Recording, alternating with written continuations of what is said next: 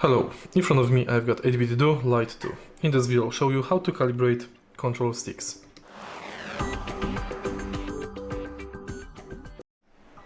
In the beginning, let's go to System Settings. Scroll all the way down and go to Controllers and Sensors.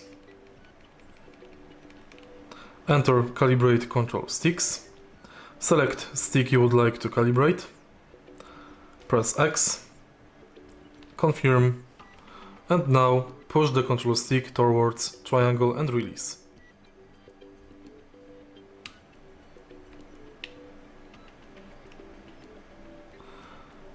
Then rotate. And it's done. If you find this video helpful, please leave like, comment and subscribe.